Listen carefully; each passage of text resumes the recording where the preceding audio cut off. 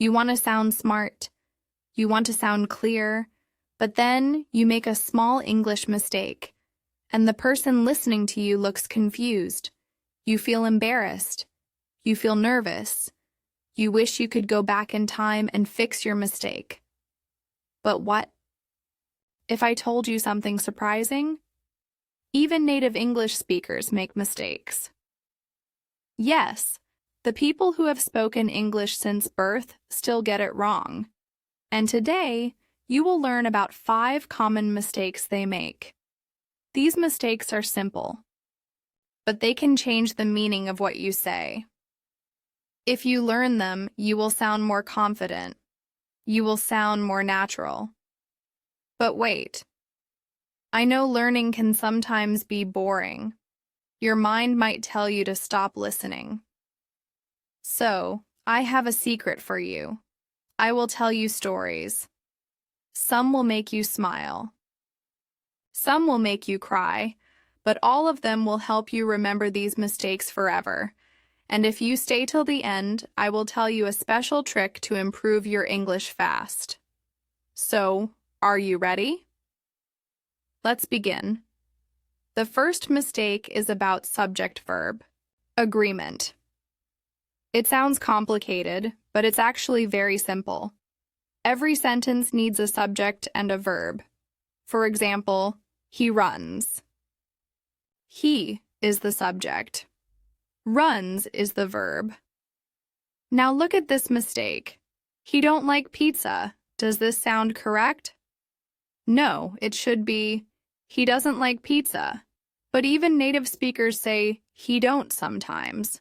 Why? Because when they speak fast, they don't think about grammar.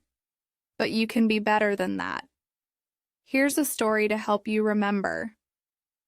There was a boy named Alex. He wanted to impress his teacher. He worked hard. He studied English every night. One day, the teacher asked, "Alex, do you like reading?" Alex stood up proudly and said, "Yes, I loves books." The whole class laughed. Alex felt his face turn red. He didn't understand why they were laughing. After class, his teacher said, "Alex, you don't say I loves. You say I love." Alex felt sad. He had tried so hard. That night, he looked in the mirror and whispered, "I love, I love, I love." He never made the mistake again, and neither will you. Now, let's move to the next mistake, the difference between your and your. This mistake is everywhere, even on signs, even in books. Your shows possession. It means something. Belongs to you. For example, this is your phone. Your means you are. For example, you're my best friend.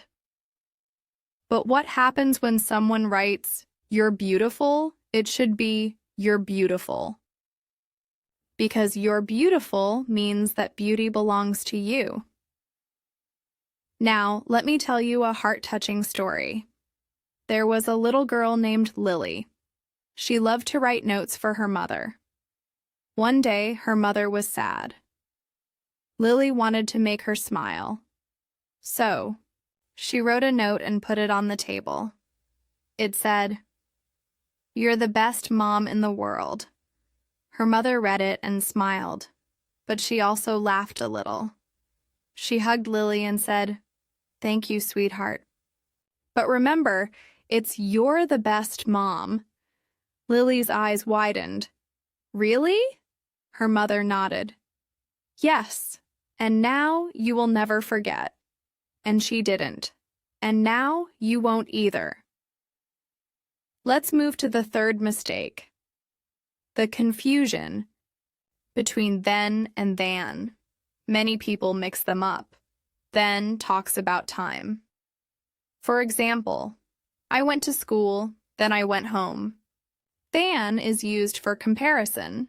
For example, she is taller than me, but some people say, she is taller than me. That is wrong. Now let me tell you a story. There was a boy named Tom.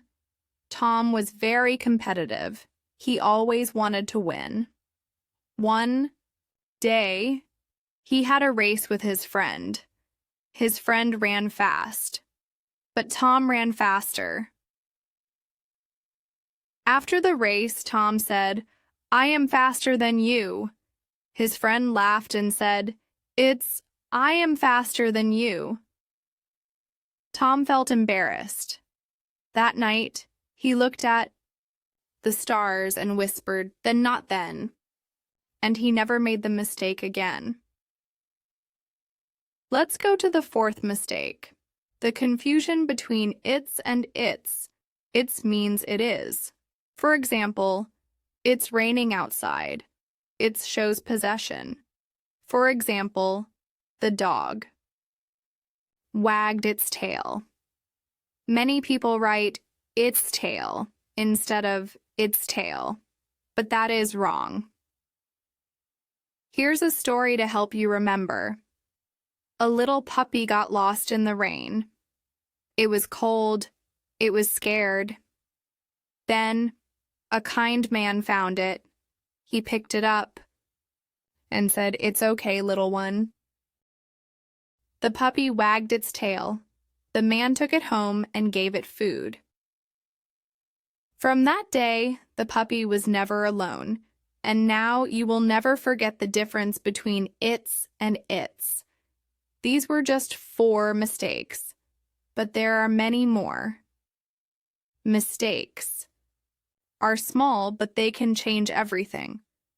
A single wrong word can change the meaning of a sentence, and sometimes it can change someone's life. So let's move to the next mistake. The confusion between affect and effect. Affect is a verb. It means to change something. For example, the rain will affect our plans. Effect is a noun. It means the result of something. For example, the effect of the rain was a flood, but people mix them up all the time. Here's a story you will never forget. There was a girl named Sarah. She loved her grandmother very much. Her grandmother was sick. One day the doctor said, "The medicine will affect her health." Sarah didn't understand. "Is that good or bad?" she asked. The doctor smiled. "It means it will help her." Sarah nodded and held her grandmother's hand. Weeks later, her grandmother was healthy again. Sarah learned the difference between affect and effect, and she never forgot, just like you won't forget. Now, let's talk about another mistake, the difference between loose and lose. Loose means something is not tight. For example, my shoes are loose. Lose means you no longer have something. For example, I don't want to lose my keys. People say, "I don't want to lose my keys," but that is wrong. Here's a story to help. You remember, a little boy had a dog. The boy loved his dog more than anything. One day, the dog's collar was loose, but the boy didn't notice.